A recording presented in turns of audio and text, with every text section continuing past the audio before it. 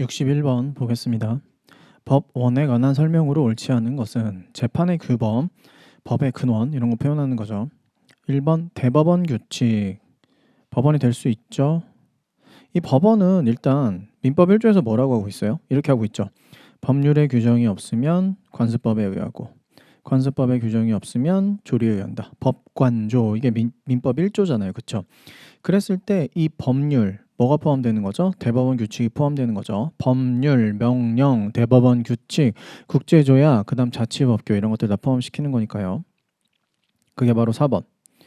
조약과 일반적으로 승인된 국제법규 이것도 민법의 법원이 될 수 있고요. 얘도 여기 포함되는 겁니다. 그리고 얘도 조례도 여기에 포함되는 거고요.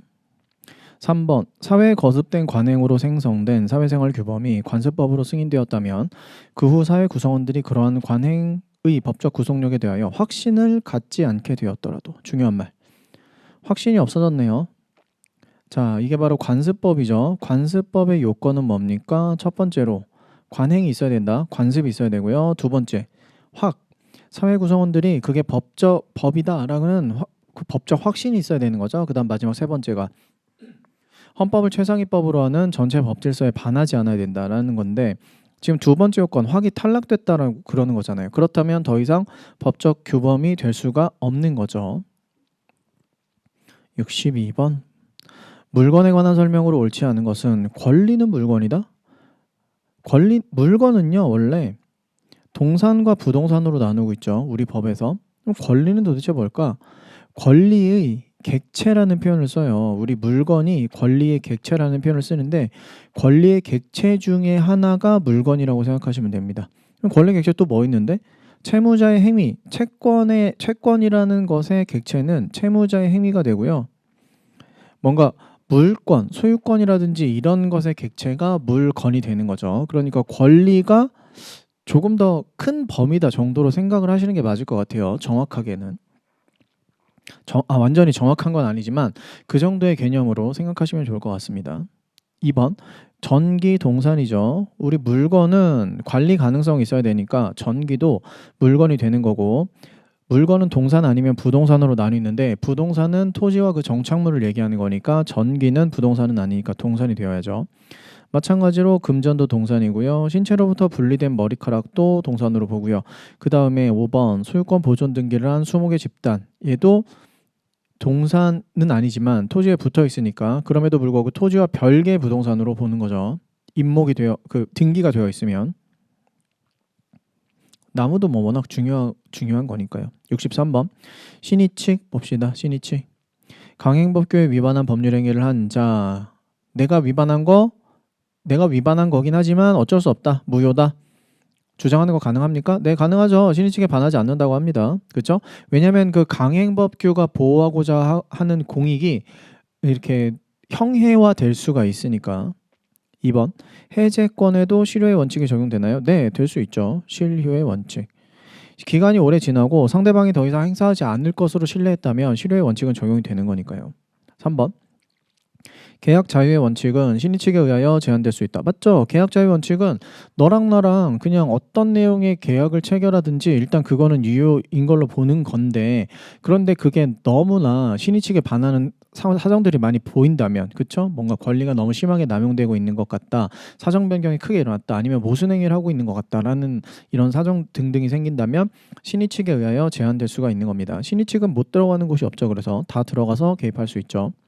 4번 계약의 무권 대리인이 본인을 단독 상속한 경우에 본인의 지위에서 자신이 한 무권 대리 행위의 추인을 거절하는 거 가능합니까? 안 된다고 보죠. 이거 한번 만들어 볼게요. 본인 갑이 있었고요.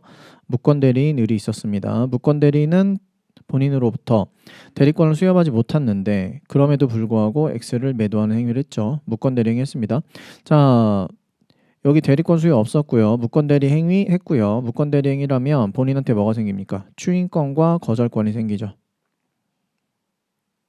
추인권과 거절권을 행사하지 않은 상태에서 본인이 사망하게 됩니다.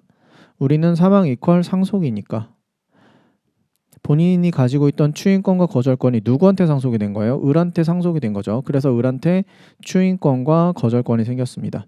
자, 상식적이라면 을은 뭘 행사할 것 같으세요? 추인권을 행사해서 내간 행위가 그때는 문제가 있었지만 이제는 내 상속인, 피상속인께서 돌아가셔서 내가 추인권과 거절권 중에 하나를 행사할 수 있어. 그렇다면 내가 한 무권 대리 행위를 유효로 만드는 추인권을 행사할 것 같잖아요. 근데 여기서 거절권을 행사하면 이런 거는 막아야죠. 모순행위. 그저 신의칙 위반이라고 봅니다. 그래서 얘를 뭐라고 표현해요?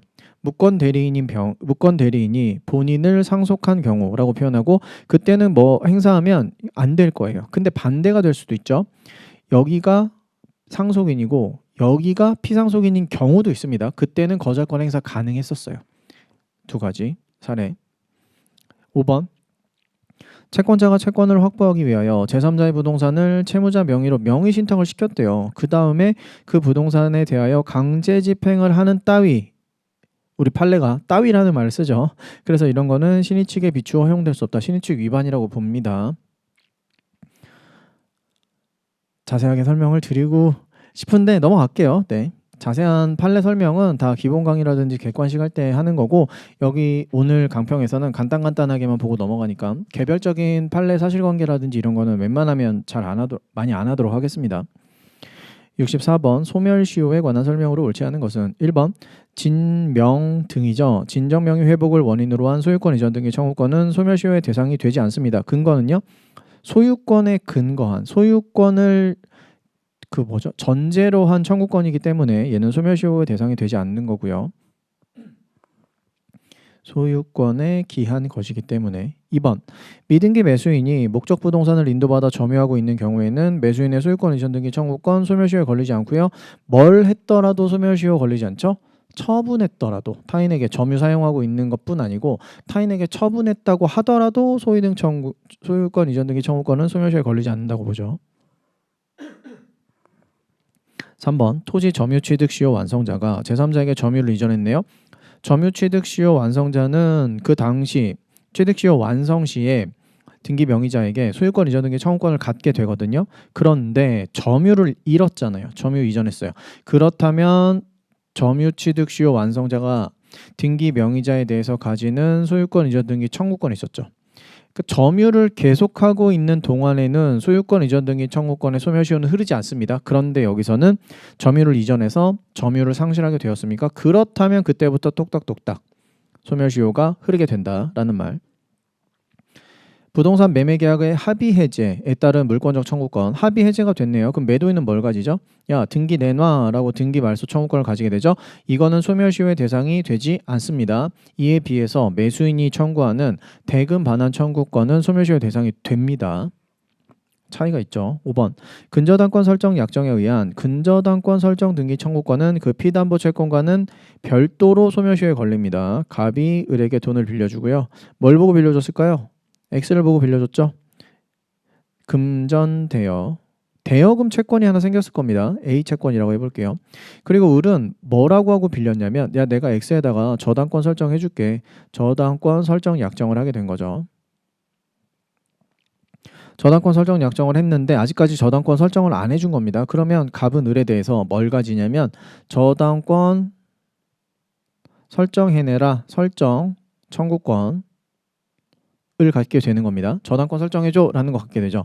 그렇다면 이걸 B채권이라고 하면 A채권과 B채권은 둘 다 소멸시효가 따로따로 흐른다라고 생각하시면 되겠습니다. 아시겠죠? 따로따로 흐른다. 지금 그 얘기예요. 그래서 5번 틀렸죠.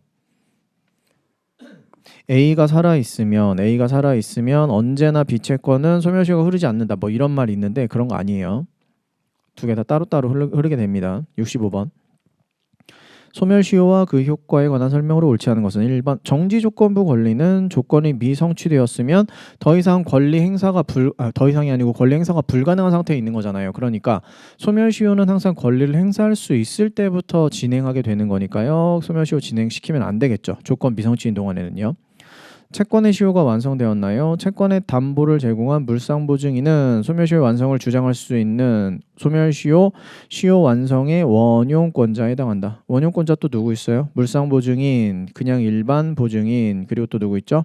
저당 목적물의 제3취득자 뭐 이런 사람들 있죠. 물론 저당 목적물의 제3취득자는 순서를 잘 따져보셔야 하긴 합니다. 뭐가 먼저 있었는지, 포기가 먼저 있었는지 아니면 그 포기 전에 양도가 먼저 있었는지에 따라서 소멸시효의 완성을 원용할 수 있는 사람일 수도 있고 아닐 수도 있거든요.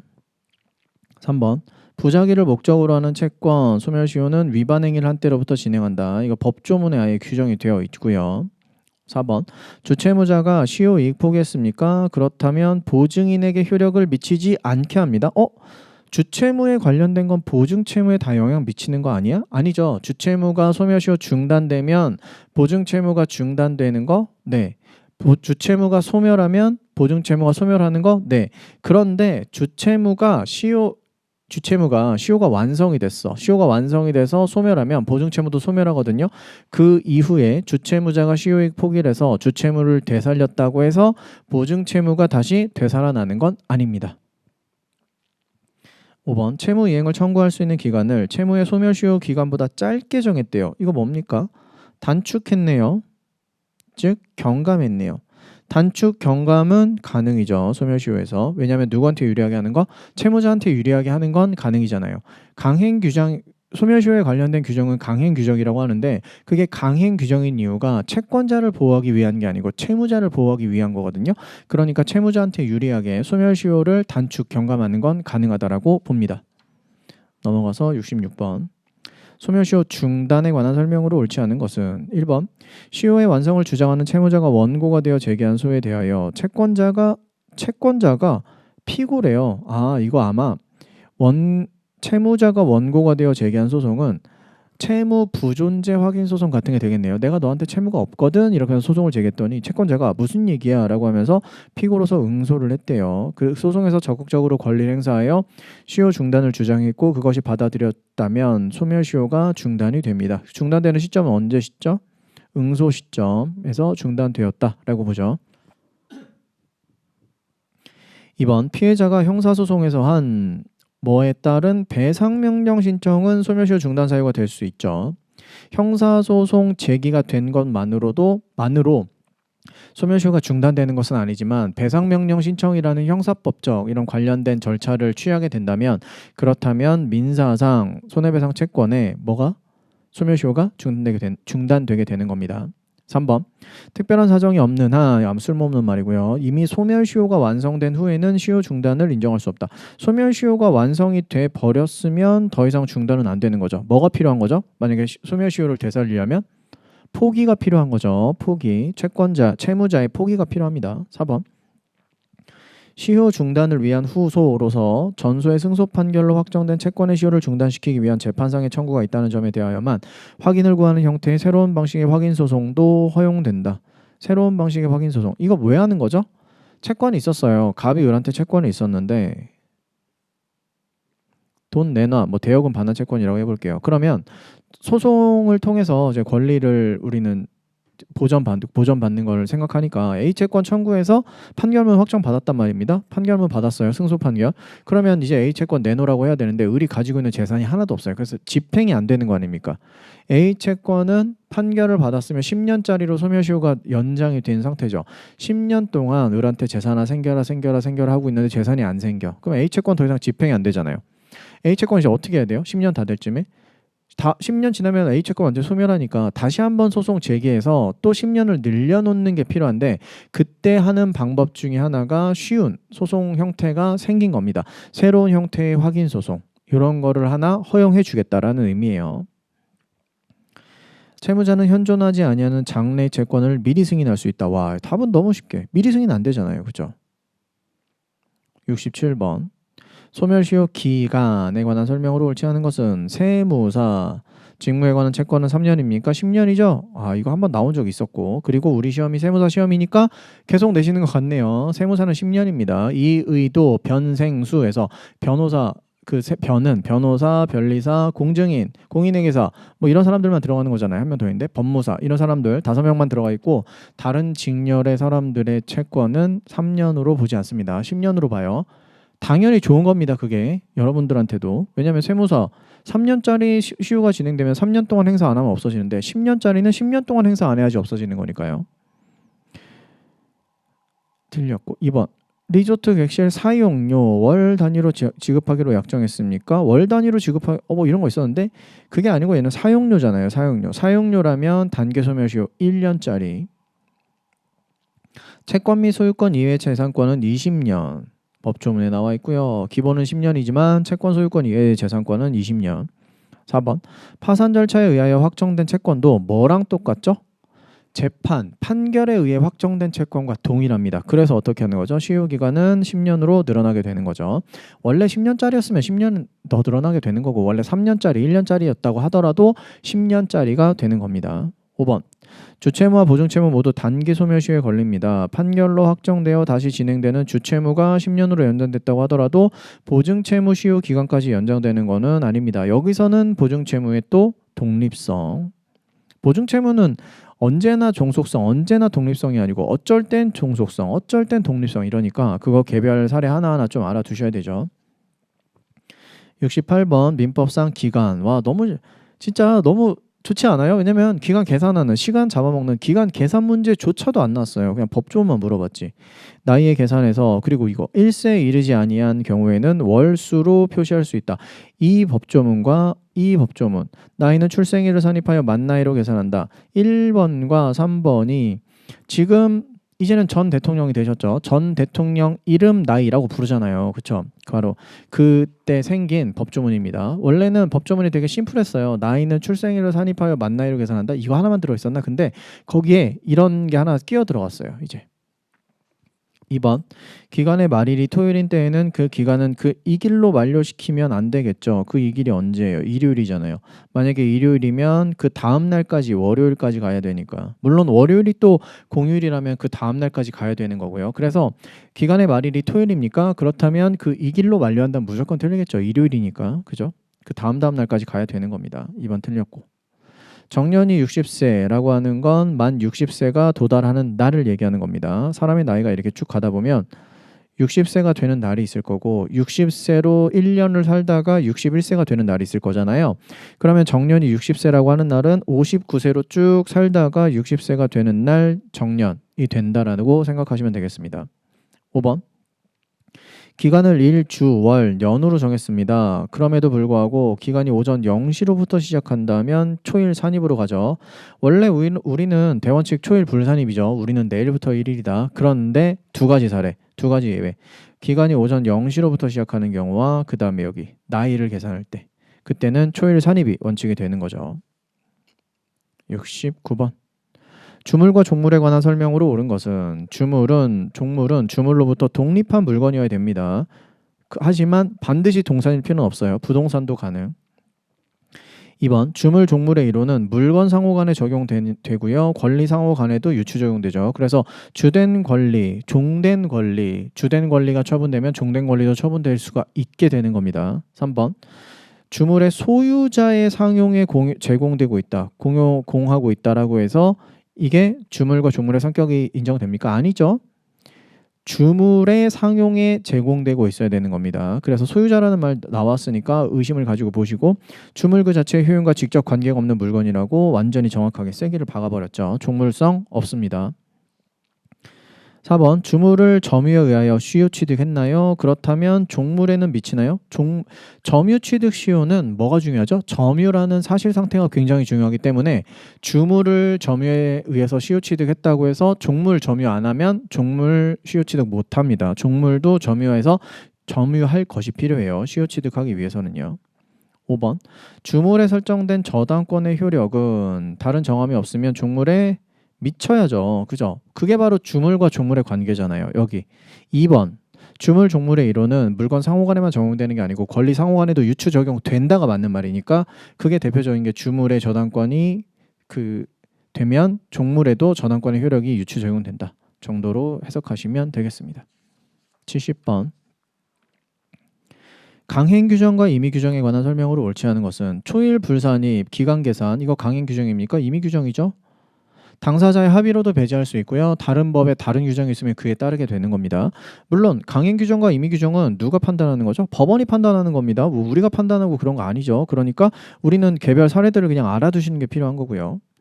2번 사단법인 사원권의 양도 상속 금지에 관한 규정은 강행 규정이다. 사원권은 양도 상속이 안 된다라고 하는 규정, 강행 규정 아니고 임의 규정으로 보잖아요. 그래서 뭘로 정해놓으면 됩니까? 정관에다가 우리 법에는요 사원권 양도 상속 가능합니다라고 정해놨으면 가능한 거였죠.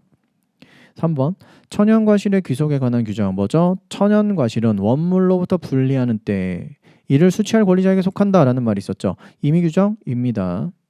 신의성실의 원칙에 관한 규정 강행 규정 맞고요. 권리능력 강행 규정이죠.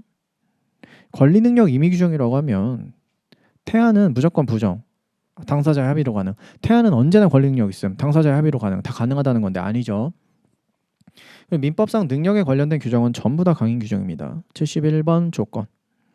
조건부 법률행위에서 조건이 선풍기 위반이네요. 그렇다면 조건만 무효가 되는 게 아니고 법률행위 자체가 무효가 된다. 2번 해제 조건이 법률행위 당시 이미 성취한 것이다. 이미 성취한 해제 조건을 기성조건이라고 하죠. 기성조건. 그러면 여기는 해니까 기해무 이렇게 외워서 푸는 거죠. 기해무. 3번 조건을 붙이는 것이 허용되지 아니하는 법률행위에 조건을 붙였나요? 그렇다면 조건만 무효가 되는 게 아니고 이것도 마찬가지. 법률행위 전체가 법률행위 자체가 무효가 되는 겁니다. 법률행위 자체가 무효. 그 다음 4번 조건의 성취가 미정한 권리 의무는 일반 규정에 의하여 처분, 상속, 담보할 수 있죠. 이거 마찬가지로 기한의 도래가 미정한 권리 의무는 일반 규정에 의하여 담보, 처분 이런 것들 가능하다라고도 많이 나오죠. 기한을 넣어서. 5번 조건의 성취로 인하여 불이익을 받을 당사자 누굽니까? 도급인이죠. 건물 지어주세요 라고 한 도급인. 건물이 완성이 돼. 그러면 좋은 거 아니야? 아, 대금을 지급해야 되잖아요. 그죠? 신의 성실에 반하여 조건의 성취를 방해했네요. 수급인한테 공사 방해를 한 거죠. 공사 방해. 그러면 수급인, 공사를 해주고 있는 사람은 뭐라고 주장할 수 있습니까? 조건이 성취한 것으로 주장할 수 있죠. 그리고 언제 성취한 걸로 보죠? 방해가 없었더라면 조건이 성취되었을 시점에 조건이 성취되었다고 주장할 수가 있죠. 넘어갑니다. 72번. 기한이네요. 이번엔 조건과 기한에서 기한. 기한은 법률행위 효력의 발생이나 소멸을 장래의 확실한 사실의 성립 여부에 의존하게 하는 것. 불확실한 건 조건이죠. 2번 종기 있는 법률행위는 기한이 도래가 되면 효력이 소멸하죠. 종기 있는 법률행위가 뭐예요? 시기와 종기가 다 있는 법률행위 하나 만들어 볼까요? 1월 1일부터 12월 31일까지 임대차 계약이잖아요. 그렇죠? 1월 1일 날 임대차 계약 효력 살고요. 12월 30일이 되는 순간 임대차 계약 효력 없어지는 거 아닙니까? 그렇죠? 이게 종기. 여기가 시기. 시기의 도래로 인해서 효력이 생기게 되는 거고 종기의 도래로 인해서 그 효력이 없어지게 되는 거죠. 3번 기한은 원칙적으로 채권자의 이익을 위한 것으로 추정한다. 채무자가 무슨 이익을 얻습니까? 그 기한 동안 채무를 변제하지 않아도 되는 이익을 얻게 되는 거죠. 4번 불확정한 사실이 발생한 때를 이행기한으로 정했습니까? 그 사실의 발생이 불가능하게 되었다면 그때 기한 도래한 것으로 보죠. 그래서 불확정 기한과 조건을 구별하는 게 이게 굉장히 현실에서 되게 까다롭지만 우리는 수험적으로 그런 것만 알아두시면 되잖아요. 불확정 기한일 때는 기한이 도래가 되었다 아니면 기한의 도래가 불가능해졌다. 두 가지 경우에 다 상관없이 기한은 도래한 걸로 봐버리잖아요. 그렇죠? 그 불확정한 사실이 달성이 된 경우 아니면 불확정한 사실이 달성되지 않는 것으로 확정된 경우라고 하더라도 다 기한 도래로 봐버려서 효력을 발생시켜 버리는 거 아닙니까? 그게 바로 불확정 기한에서 매번 시험에 많이 나오는 거죠. 그래서 4번 틀렸고요. 5번 기한이익 상실의 특약은 도래하지 않은 것으로 보아야 한다. 네, 옳은 것을 고르는 거죠. 다 틀린 것들을 지금 얘기하고 있고요. 5번 기한이익 상실 특약은 명백히 정지조건부 기한이익 상실의 특약이라고 볼 만한 특별한 사정이 없는 이상 형성권적 기한이익 상실의 특약으로 추정된다. 와, 너무 쉽지 않습니까? 여러분 제가 계속 쉽다 해서 좀 죄송하기도 한데 진짜 쉬운 거예요. 이런 것들 이런 문구는 너무 유명한 문구기도 하고 시험에 매번 나오는 거고 게다가 이걸 답으로 만들어주기까지 했으니까 좀 감사합니다. 올해는. 민법을 진짜 해야 될까요? 이제는? 대민법 시대가 글쎄요. 모르겠네요. 73번 복대리에 관한 설명으로 옳은 것은 1번 복대리인은 그 권한 내에서 본인을 대리한다. 대리인의 이름으로 선임한 본인의 대리인이죠. 2번 대리인의 대리권이 소멸했습니까? 그러면 복대리권도 소멸하게 됩니다.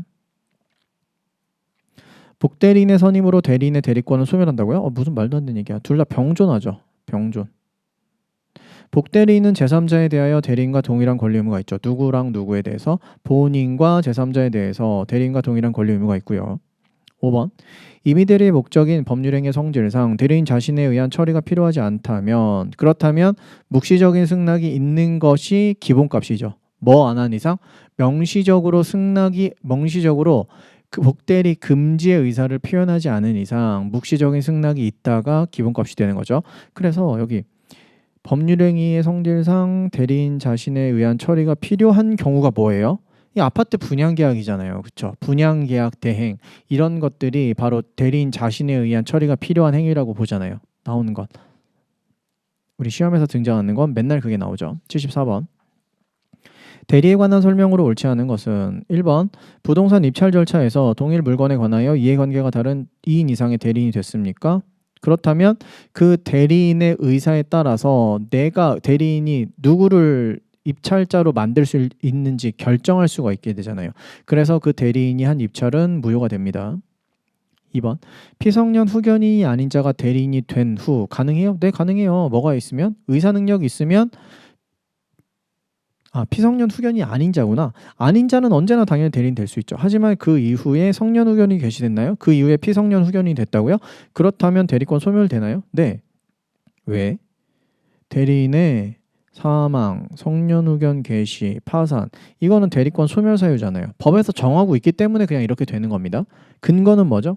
피성년 후견인을 대리인으로 삼을 수는 있어요. 왜냐하면 피성년 후견인임에도 불구하고 의사 능력이 있는 경우가 있을 수 있거든요. 그래서 삼을 수 있긴 합니다. 하지만 원래 피성년 후견인이 아닌 사람을 대리인으로 삼았다가 그 사람이 피성년 후견인이 되게 되면 일반적으로 의사 능력이 박탈되는 경우가 많기 때문에 그래서 일률적으로 대리권이 소멸된다라고 법에서 규정을 하고 있는 겁니다. 3번 특정한 법률행위를 위임받은 임의대리인이 본인의 지시에 조차 그 행위를 한 때에는 본인은 자기가 안 사정에 관하여 대리인의 부지를 주장하지 못한다. 이거 그냥 법조문입니다. 본인은 알고 있었어요. 상대방이 팔고 있는 물건이 문제가 있다는 걸 알고 있었습니다. 근데 누구를 통해서 사오는 거죠? 대리인을 통해서 사오는 거죠. 왜냐하면 대리인은 모르니까. 그리고 본인은 지금 작업치고 있잖아요. 공사 치고 있는 거 아닙니까? 뭐 하려고요? 문제가 있는 물건 대리인을 통해서 사오게 한 다음에 본인이 야 이거 너 왜 문제 있는 물건 팔아? 라고 하면서 하자담보 책임 물으려고 지금 작업치고 있는 거 아닙니까? 그런 거 막겠다라는 거. 대리인은 모르는 상태에서 사왔잖아 라는 거 막겠다. 4번 법정 대리인이 부득이한 사유로 복대리인을 선임한 때에는 법정 대리인인데 법정 대리인은 언제나 복대리인 선임할 수 있지만 부득이한 사유로 복대리인 선임했습니까? 그럼 책임을 약간 감경시켜줍니다. 선임 감독 책임까지만. 임의 대리권의 범위는 원칙적으로 당연히 수권행위 어디까지 대리권을 수여하는지에 따라서 결정되는 거고요. 75번 표현대리입니다. 표현대리가 성립되더라도 무권대리 성질이 유권대리로 전환되는 거 아니죠. 표현대리는 틀림없이 유권대리가 있고 무권대리가 있으면 무권대리 쪽에서 표현대리와 협의의 무권대리가 있는 거잖아요. 이렇게. 그래서 표현대리는 무권대리입니다. 표현대리가 성립했다고 해서 유권대리로 바뀌는 거 아니에요. 맞고 2번 강행법규 위반입니까? 표현대리 갈 수 없어요. 뭐도 안 돼? 추인도 안 돼. 표현대리도 안 돼. 선의 제3자 보호 규정도 없어. 뭐 다 안 되죠. 그죠? 3번 과거에 가졌던 대리권 원래 대리권이 있었는데 대리권이 소멸됐네요. 그렇다면 129조 대리권 소멸 후에 표현대리인 거고 그게 인정이 됐답니다. 표현대리 그 다음에 그 표현대리의 권한을 넘는 대리행위가 있다면 이거 뭐지? 이것도 126조잖아요. 그쵸? 129조와 126조가 완벽하게 들어맞는 사안은 아닌데 뭔가 129조도 될 것 같고 126조도 될 것 같다. 그러면 그냥 표현대리 인정해 주잖아요. 그쵸? 표현대리가 성립할 수 있다. 4번 대리인이 대리권 소멸 후 복대리인을 선임하여 대리권이 소멸됐는데 복대리인 선임할 수 있어요? 원래 안 되죠. 근데 했대. 그런 다음에 복대리인으로 하여금 상대방과 사이에 대리행위를 하도록 했습니다. 그렇다면 129조 표현대리 성립할 수 있다라고 보죠. 이것도. 그래서 여기는 복대리로 시작했다가 표현대리로 끝나면 네, 가능이다. 뭐 이런 공식도 있다라고 말씀드렸습니다. 5번. 사회통념상 대리권을 추단할 수 있는 직함의 사용을 본인이 승낙했나요? 그렇다면 125조 대리권 수의 표시가 있는 것으로 볼 수 있습니다. 그러면 정답이 다 동그라미요? 왜 동그라미지? 강행법규에 위반되어 무효인 대리행위 표현대리 법리 적용될 수 없잖아요. 2번이죠? 이것도 안 돼. 추인도 안 돼. 다 안 되는 거. 넘어갑니다. 76번. 갑은 토지거래 허가구역 내에 있는 유동적 무효네요. 자신의 X토지에 관하여 관할관청의 거래 허가를 받을 것을 전제로 을과 매매계약을 체결했습니다. 갑과 을이 거래 허가를 받게 되면 새롭게 매매계약 체결할 필요 없죠. 소급해서 유효가 되는 거죠. 언제? 거래 계약 체결한 시점으로 소급해서 유효가 되는 겁니다. 이게 유동적 무효 법리. 니은. 만약 갑과 을이 모두 허가 신청 협력 의무의 이행 거절 의사를 명백히 표시. 둘 다 협력 의무 이행 거절 의사 표시. 그렇다면 그때 확정적으로 무효. 즉 합의 해제는 가능해요. 유동적 무효인 상태에서도 합의 해제는 가능하거든요. 이게 거의 합의 해제 같은 느낌인 거죠. 디귿. 만약 위 매매 계약이 정지 조건부 계약이었대요. 다른 조건이 하나 더 들어 있었습니다. 그 정지 조건이 거래 허가를 받기 전에 이미 불성취로 확정이 되었습니까? 그렇다면 매매 계약은 더 이상 유효가 될 수가 없는 상황이 돼버렸네요. 그래서 정답은 5번. 77번. 법률행위 취소에 관한 설명으로 옳지 않은 것은 1번 특별한 사정이 없는 한 취소된 법률행위는 소급무효, 소급효죠. 제한능력을 이유로 법률행위가 취소됐습니다. 제한능력자, 법률행위 취소. 제한능력자는 이제 뭘 해야 되죠? 법률행위 취소가 됐으면 소급해서 무효가 됐으니까 양 당사자에게 원상회복 의무가 생겼잖아요. 그런데 여기서도 제한능력자는 보호가 되죠. 받은 이익이 현존하는 한도에서만 상환할 책임이 있게 되는 거죠. 3번 취소할 수 있는 법률행위 유효하게 추인까지 했나요? 그러면 추인이 뭘 의미하는 거죠? 취소권 포기잖아요. 지금 취소할 수 있는 법률행위는 일단은 유효한 거예요. 거기에다가 추인을 한다는 건 무슨 의미냐면 취소권을 포기하겠다는 의미, 그래서 확정적으로 유효로 만들고 끝내겠다는 의미가 됩니다. 그래서 더 이상 취소가 안 되죠. 4번 제한 능력을 이유로 취소할 수 있는 법률행위에 대해서 법정 대리인이 추인할 수 있나요? 네, 할 수 있죠. 그런데 요건이 필요합니까? 취소의 원인이 소멸된 후에 해야 되나요? 아니죠. 제한 능력자가 만약에 추인을 한다면 취소의 원인이 소멸된 후에 해야 되는데, 하지만 법정 대리인이 추인하는 거면 취소의 원인이 소멸될 필요가 없죠. 이거 어떻게 생각하시면 되죠? 미성년자가 자기가 미성년자임을 이유로 취소할 수 있는 법률 행위라면 법정 대리인 엄마는요, 아빠는 뭐 하면 됩니까? 그래, 우리 아들이 우리 딸이 체결한 그 계약 그냥 유효로 할게요 라는 거 가능하잖아요. 뭐가 안 돼도? 자녀가 성년자가 되지 않아도. 그쵸? 취소의 원인이 뭐니까? 내 자녀가 미성년자라는 게 취소의 원인이잖아요. 그쵸? 그러니까 이게 소멸된다라는 건 제한 능력자가 된 다음에 추인을 해야 된다는 얘기인데, 그게 엄마 아빠가 추인할 때는 적용되지 않는다는 거죠. 이게 법조문에 다 있는 것들입니다. 5번 강박에 의한 의사표시 취소권. 취소할 수 있는 행위죠. 행사기간. 이게 뭐죠? 추 3이죠. 추인할 수 있는 날로부터 3년, 법률행위를 한 날로부터 10년이잖아요. 그쵸? 이거 제척기간으로 봅니다. 소멸시효 아니고요. 너무 유명한 애들이죠. 78번. 무권대리로 성립한 계약의 추인, 무권대리에서 항상 이슈는 추인이죠. 상대방이 유효한 철회를 했습니다. 그러면 더 이상 무권대리 행위가 유효가 될 여지가 없는 거 아닙니까? 본인은 더 이상 무권대리 추인 불가. 추인할 수 있다 땡. 1번이네. 2번.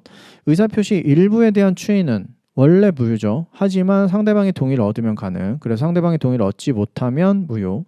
3번. 본인이 추인을 거절했습니까? 추인권과 거절권 두 개가 생겼는데 거절했으면 재추인은 불가입니다. 무효로 확정이 돼버린 거기 때문이에요. 4번. 추인은 단독행위입니다. 그리고 묵시적으로 할 수 있는 건 민총에서 그냥 언제나 가능한 거니까. 5번. 추인은 다른 의사표시가 없는 때에는 계약 시에 소급하여 그 효력이 생깁니다. 제3자의 권리를 해하지 못합니다. 원래 추인은 항상 소급효가 있는 게 원칙일까요? 그건 아닙니다. 이거는 무권대리의 추인이기 때문에 소급효를 주는 거고요. 그리고 제3자의 권리를 해하지 못한다. 이건 법조문에 아예 나와 있죠. 관련된 그 민법 무권대리 쪽에서 이 법조문이 있습니다. 이거는 시간이 좀 드니까 설명은 생략하도록 하겠습니다. 제3자의 원리 해하지 못하는 것도 있고요. 79번 확정적 무효 보겠습니다. 1번 무효인 법률행위는 법률행위가 성립한 때부터 당연히 효력이 발생하지 않는다. 이게 바로 무효의 그 성격이라고 보시면 되겠죠. 성립은 됐지만 효력은 발생하지 않는다. 2번 무효인 법률행위 추인한다고요? 그럼 뭐가 필요하죠? 무효 원인이 소멸한 후에 해야 되고요. 그 다음에 무효임을 알고 하여야 됩니다. 이 두 가지 요건이 다 필요해요. 취소도 마찬가지. 취소할 수 있는 법률행위의 추인도 취소 원인이 소멸한 후에 해야 하고요. 취소할 수 있는 법률행위라는 걸 알고 해야 된다. 다 요건 필요합니다. 4번 일부 무효에 관한 민법은 임의 규정입니다. 이 규정이 뭐죠? 일부 무효면 전부 무효로 하겠다라는 거였죠. 일부 무효 법리가 뭔데요? 언제나 이게 적용되는 거예요? 아니잖아요. 그 해당 행위를 규율하고 있는 개별법이 있으면 그 개별법에서 일부 무효를 어떻게 정의하고 있느냐에 따라서 그걸 일단 우선적으로 적용하고요. 해당 법률에서 일부 무효에 관련된 규정을 두고 있지 않았다면 그제서야 민법 137조로 와서 일부 무효면 전부 무효다는 원칙을 일단 적용할 수 있는 겁니다. 그럼에도 불구하고 이런 상황에서는 일부 무효는 일부 무효로 그냥 둬야겠다라고 판단이 된다면, 해석이 된다면 전부 무효로 안 가는 경우도 있었습니다. 5번 매매계약이 약정된 매매대금의 과다로 말미암아 104조에서 정하는 불공정한 법률행위, 104조 불공정한 법률행위에 해당했네요. 그럼 원래 무효죠. 이때도 전환 적용될 수 있다. 이거 워낙 엄청 유명한 애 아닙니까? 104조 위반이어서 무효는 무효행위 전환이 가능하다. 엄청 유명한 애. 제가 말씀드렸잖아요. 각 해당 파트에서, 해당 범위에서 가장 기초적인 법리들, 이런 기초적인 판례들, 기초적인 조문들, 어려운 조문들도 진짜 많이 안 나오고요. 어려운 판례들은 거의 눈에 보이지 않고요. 법리는 원래 좀 쉬운 것들이니까 그런 것들이 진짜 엄청나게 많이 포진이 되어 있었어요. 이번 시험에서는. 그래서 진짜 이렇게만 나오면 저는 오히려 민법을 더 추천드리고 싶더라니까요. 그런데 그 난이도가 항상 문제죠. 언제나 이렇게 나오리라는 법은 없고 수험생의 입장에서 대비하는 양이 가장 적은 과목이 우선이 되어야 하니까 뭐 민법에 대해서 뭔가 좀 한번 봤다 내가 그래도 그런 분이 아니라면 민법을 우선적으로 추천드리기는 좀 쉽지는 않은 것 같긴 합니다. 80번 보겠습니다. 대리에 관한 설명으로 모두 옳은 것은 본인의 허락이 있으면 쌍방대리, 자기계약 둘 다 가능하고요. 니은 쌍방대리를 할지라도 새로운 이해관계를 생기지 않게 하는 채무의 이행은 그 본인에 대해서 언제나 이익만을 주는 행위이기 때문에 본인의 허락 없이도 가능해요.